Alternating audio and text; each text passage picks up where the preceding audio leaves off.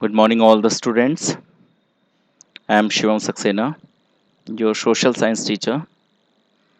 Today, we will start new chapter, and this chapter has been taken from Eco book, and the name of this chapter is Sector of Indian Economy. It's very important chapter.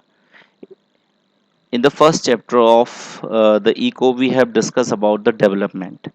In this chapter, we'll discuss about all types of the activity that will go under the economic ways. देखिए economic means आप यहाँ पे कह सकते हो any of the activity that make money. ऐसा कोई भी वर्क एंड ऐसी कोई भी एक्टिविटी जिससे इनकम होती है या जिससे अर्निंग होती है that goes under the category of economic activity. So which kinds of the activity is being done in the country which makes the money. जैसे हर एक पेरेंट्स में कहीं ना कहीं असेट्स की बात हमने क्लास 9th में डिस्कस की थी। तो कौन कौन से सोर्सेस से आपके पेरेंट्स या मैं या और फैमिली मेंबर्स इनकम करते हैं और उन सारे सोर्सेस को कैटेगराइजेशन किया जाता है and this will go under the category of sectors की एक sector second sector third sector. ठीक है।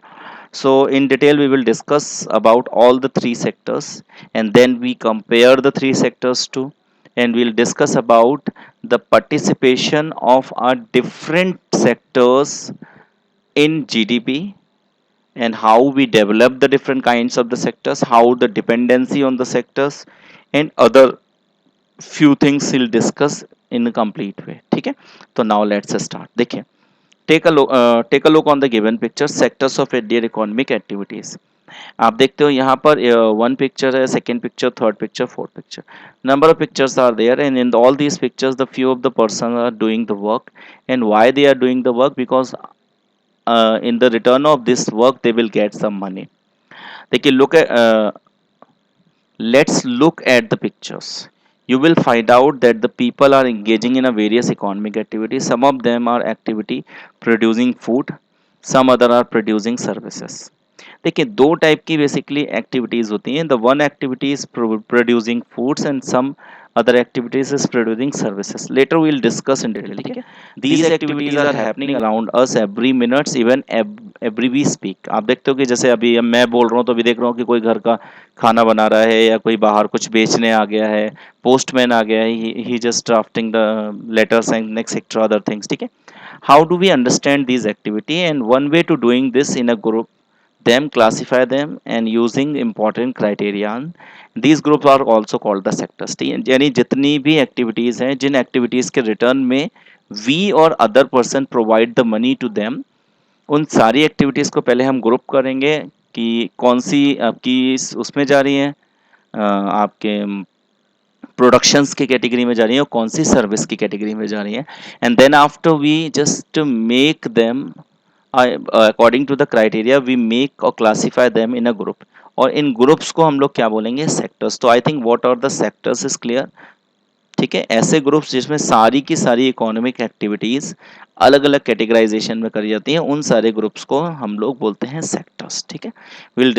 We are discussing about only economic activity.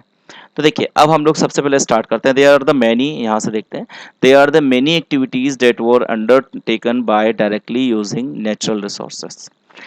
पहला सेक्टर है प्राइमरी, दूसरा है सेकेंडरी और तीसरा है टर्शरी। ये थ्री गवर्नमेंट सेक्टर्स डिसाइड कर दिए गए हैं और इन तीनों सेक्टर्स की अलग अलग स्पेसिफिक एक्टिविटीज जो हैं वो डिसाइड की जा चुकी हैं। ठीक है। तो we'll discuss all this sector one by one. तो first we are going to discuss about primary sector. देखिए सबसे पहली जो एक्टिविटीज होती है वो प्राइमरी सेक्टर्स की होती है और प्राइमरी सेक्टर्स में हम लोग प्रोडक्शन करते हैं।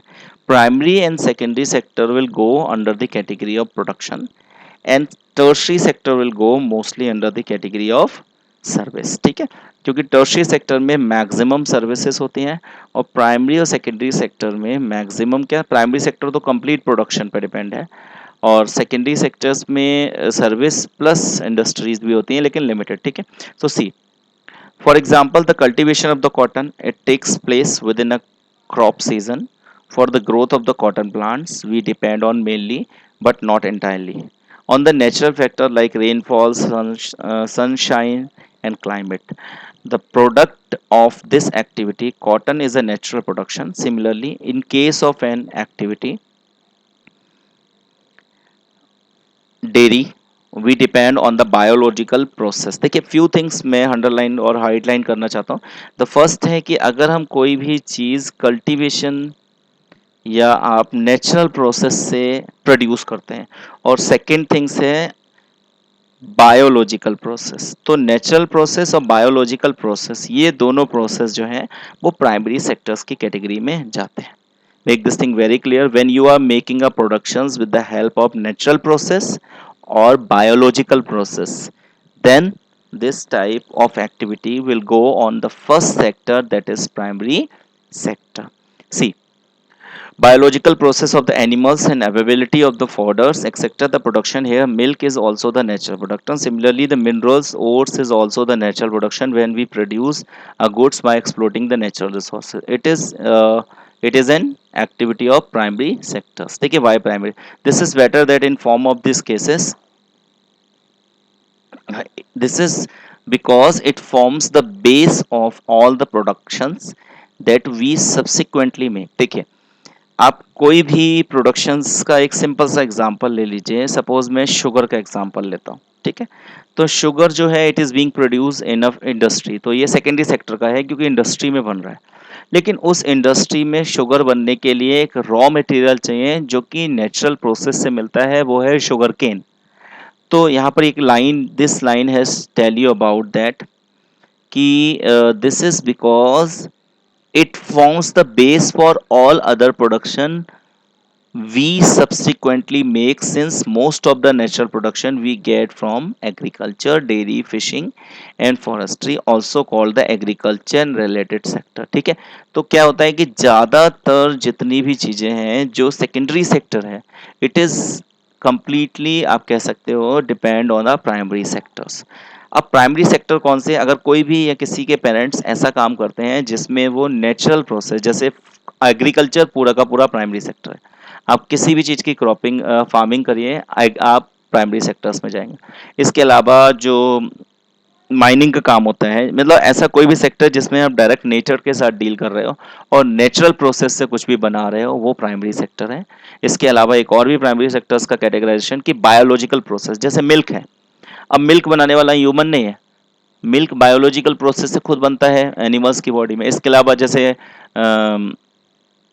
फिशनरी है, मछली का पालन पोषण करना है, या फिर कोई और काम है जो भी ह्यूमंस का ह्यूमंस और एनिमल्स के साथ यानी नेचुरल बेसिस के साथ मिलके होता है और जिसमें कुछ भी प्रोडक्शन होता है, that all will go under the category of primary sector. ठीक है, तो is the primary sector clear to you all? देखिए प्राइमरी सेक्टर्स में दो केसेस है कि आप नेचुरल प्रोसेस से कुछ भी प्रोड्यूस करते हैं या आप बायोलॉजिकल प्रोसेस से। नेचुरल प्रोसेस में एग्रीकल्चर चला जाता है और बायोलॉजिकल प्रोसेस में आप किसी भी जानवर का, जैसे मिल्क है, मिल्क मैन है, डेयरी फार्मिंग है, या और जितने भी टाइप की फार्मिंग होती है अलग अलग टाइप की, या जैसे मान लो कुछ मुर्गी पालन करते हैं, पोल्ट्री फार्मिंग है। इसके अलावा कुछ लोग फिशनरी है, फिश पॉन्ड में फिशनरी पालन करते हैं। तो उसमें आप जो भी है वो बायोलॉजिकल प्रोसेस से कोई भी प्रोडक्शंस करते हैं, तो उस केसेस में भी आप कहीं ना कहीं नेचुरल प्रोसेस से ही कुछ बना रहे हैं।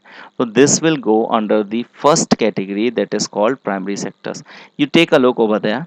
देखिए जैसे पहला है अनियन बना है, कोई फ्लावर्स हैं, फिर कोई वीट दे सकते हो, फिर ये मिल्क मान के चलिए, ये कोल है, ये प्लांट्स हैं जो उनको हमें कुछ मिलता है। तो ये all will go in this category.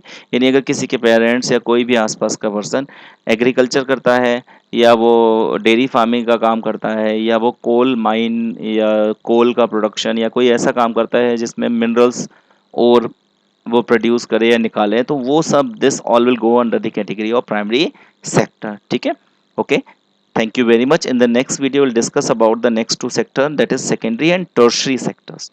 Thank you.